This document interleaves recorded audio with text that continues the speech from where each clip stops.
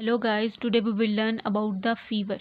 If you are a doctor or a good doctor and if you are a medical student, it doesn't matter the department you belong, you have to know what is fever because fever in most of the diseases fever develop. Okay, so uh, there is a risk factor or a causes any kind of infection or the infectious disease they may develop fever or a diseases such as the rheumatoid arthritis, osteoarthritis, and injury which may be an accident or cut or any kind of wound or any kind of insult to the body part.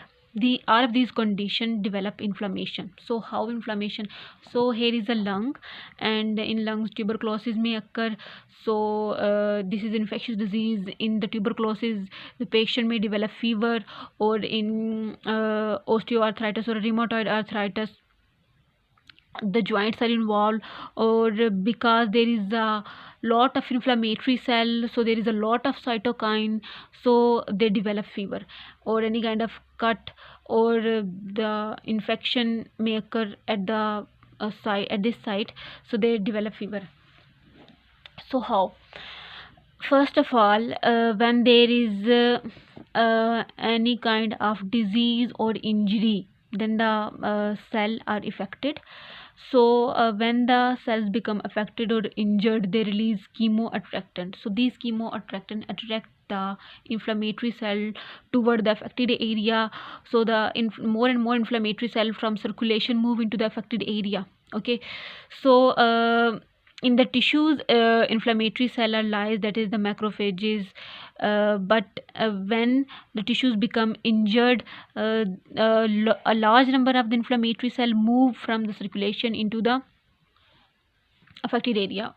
Okay, so here they release a large number of cytokine, and when the cytokine are released, once the cytokine are released, they attract more and more inflammatory cell to move toward the affected area. Okay, and so when the affected area is too large, or when when there is a large number of cytokine, so these some of the cytokine are enter into the circulation. And you know very well that our circulation is a closed loop.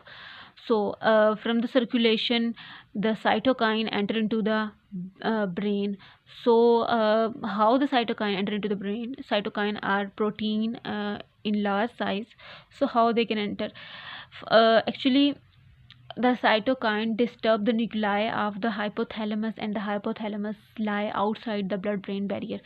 Okay, and in the hypothalamus large number of the nuclei are present. Here the satiety center also present, hunger center present, shivering center present, and the weight center is present. So if we overlook or depict the one of the nuclei, so this here is this is a cytokine. This is a nuclei, and this nuclei is stimulated by a cytokine. So cytokine is stimulate the nuclei, and then this nuclei release the prostaglandin E2, and this prostaglandin E2 further stimulate the nerves that is irritated by the prostaglandin E2, and this prostaglandin E2 then stimulate these nerve, and these nerve then stimulate the cutaneous vasoconstriction. So the vessel that is moved toward the skin. Okay, so these vessels turn to constrict, they decrease their diameter. So once they decrease their diameter, they prevent the heat loss from the body. And the other thing they do is the shivering of the muscle.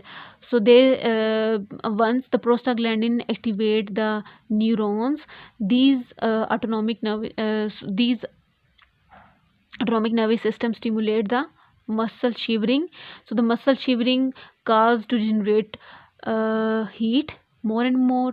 So heat do not loss from the body and generate more and more heat in the body, so they turn to increase the body temperature. So in this way the fever develop.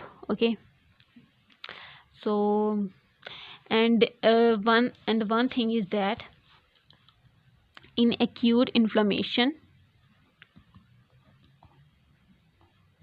In acute inflammation, the following symptoms are occur. This is a malaise, anorexia,